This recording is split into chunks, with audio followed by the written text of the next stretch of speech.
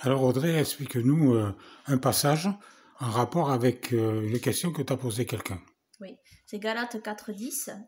Quand l'apôtre Paul dit « Vous observez les jours, les mois, les temps et les années », et c'est un reproche qui est fait ici.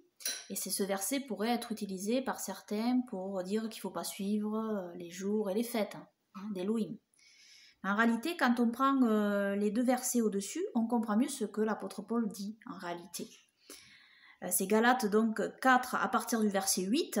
« Mais alors, à la vérité, ne connaissant point Elohim, vous serviez des Elohim qui n'en sont point de leur nature.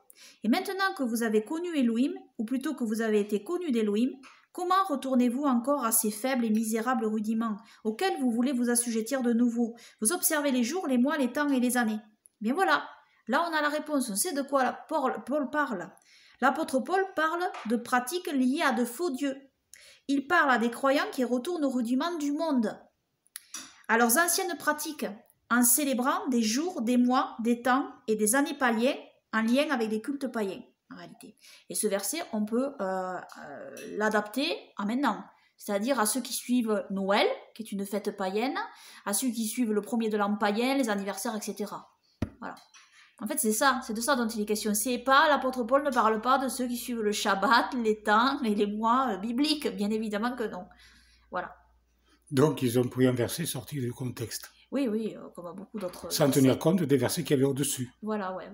Et, oui. Relis-nous les versets qu'il y a au-dessus, que ce soit bien clair. Mais alors, à la vérité, ne connaissant point Elohim, vous serviez des Elohim qui n'en sont point de leur nature. Il parle de ça, l'apôtre Paul. Oui. Il ne parle pas de nous qui suivons la Torah et les fêtes. Voilà, Elohim. Hein? C'est pas de ça qu'il parle.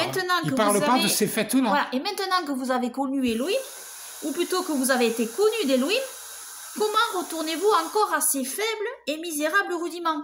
Et voilà, et il parle de quel rudiment? Pas de suivre le Shabbat et les fêtes bibliques de la Torah. De suivre des faux dieux. Mais il parle de suivre des faux dieux. Voilà. Et messieurs, mesdames les évangiles qui prenaient ce verset à tort et à travers et qui le tordaient dans tous les sens sans tenir compte des autres versets précédents, ouvrez vos oreilles et ouvrez vos yeux. Voilà, oui. Et l'apôtre Paul, c'est toujours comme ça. Hein. C'est-à-dire, là, c'est un exemple, hein, mais vous avez d'autres exemples où il y a d'autres versets qui sont pris par des évangéliques très souvent, mais sortis complètement du contexte, c'est-à-dire sortis du passage. Voilà. Il faut prendre en amont ce que dit l'apôtre Paul, et alors on va comprendre ce verset en question. C'est souvent comme ça. C'est dans, dans le même chapitre. Hein. Oui, oui. Quelques versets plus haut. Oui, hein. oui, mais c'est-à-dire, voilà. Oui, c'est deux versets au-dessus, hein, tout simplement. Donc ils lisent pas la Bible qui est au-dessus, ils n'en ont rien à faire. Oui, non, ils prennent un verset, si vous voulez, qui les arrange. En réalité. Et en fait, ils lui font dire ce qu'il ne dit pas. Voilà, exactement. Donc, Parce que, nous le rappelons, il ne parle pas des fêtes données par la Torah, voilà. Il parle des fêtes qui étaient suivies par des dieux païens. Voilà, voilà, en lien avec des dieux païens. Alors ne le prenez plus ce verset pour nous dire que Paul a dit qu'il ne fallait pas qu'on suive la Torah. Et c'est partout pareil. Parce que Paul, à un moment donné, il dit dans un passage, il faut que je fête la fête prochaine à Jérusalem. Alors ça veut dire que Paul, il suivait les pauvres rudiments du monde. Non mais vous dites n'importe quoi là. Excusez-moi, je ne suis pas gentil à ce niveau-là. Non, parce que c'est plutôt énervant de voir les gens qui disent n'importe quoi à tort et à travers. Voilà, exactement. Voilà. Bon, il y a peut-être des abonnés qui vont cliquer pour partir.